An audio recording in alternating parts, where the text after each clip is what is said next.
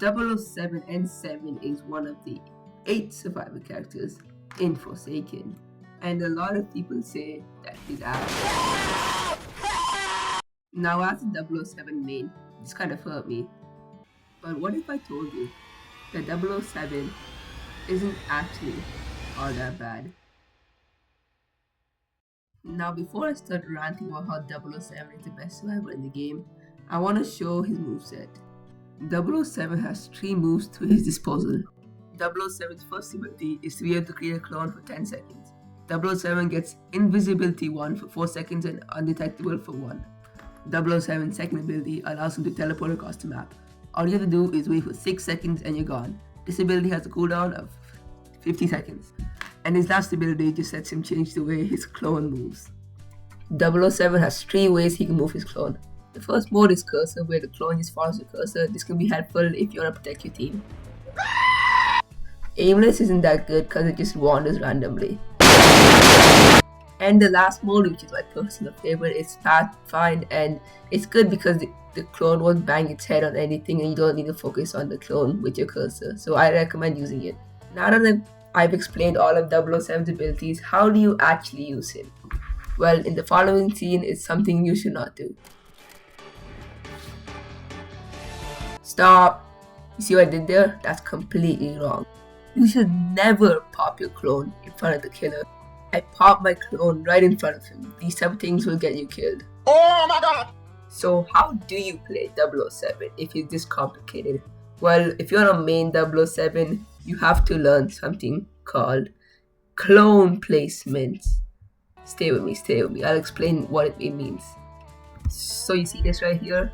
You are the 007 over here. Yeah, that's you, okay. And this is the killer, he wants to chase you. So what you gotta do is you gotta run behind the wall, right? Run, sprint. The killer's gonna The killer's gonna run straight behind you, and that's when you make a clone and start running away. When you start running away, the killer's gonna notice your clone and not you. So the killer's gonna chase after you. And after that, you can somehow get away. But the lesson here to learn is you have to break eye contact with the killer. The killer should not be able to see you. And then you make your clone and run away. That's how you play 007.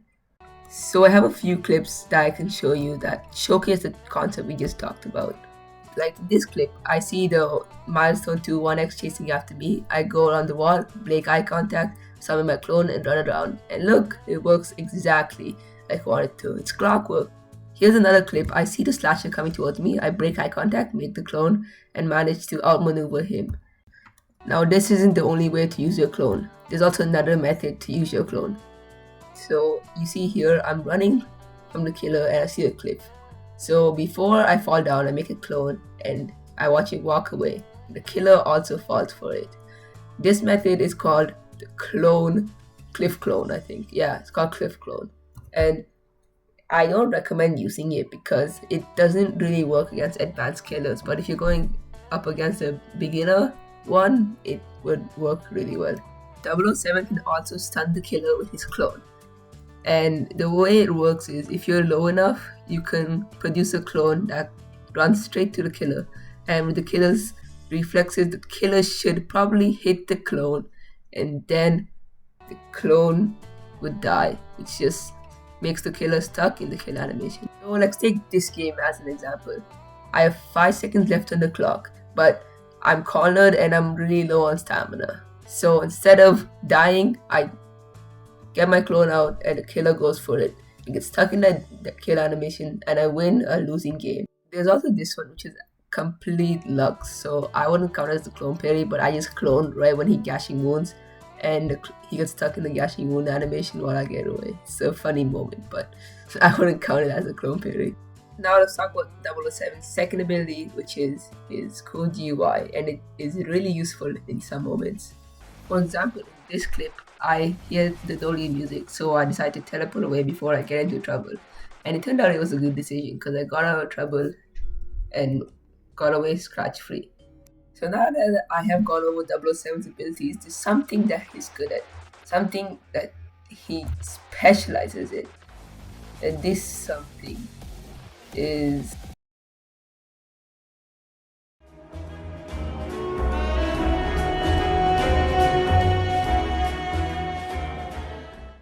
007 is the best survivor to use in Last Man Standing. Like, he is absolutely goated. And the game I'm about to show you is an example of why 007 is the best in LMS. Second LMS starts, I used the cool GUI to get away from Noli, who's running it to me. After that, I pop open my soda thinking he's coming to me, but I realized that just popping my clone would be better, and it turns out Noli actually fell for a clone. So while he's chasing it, I'm waiting for him to come back and just hiding in this corner. And as you realize, I'm shaving off at least 20 seconds with all of these shenanigans.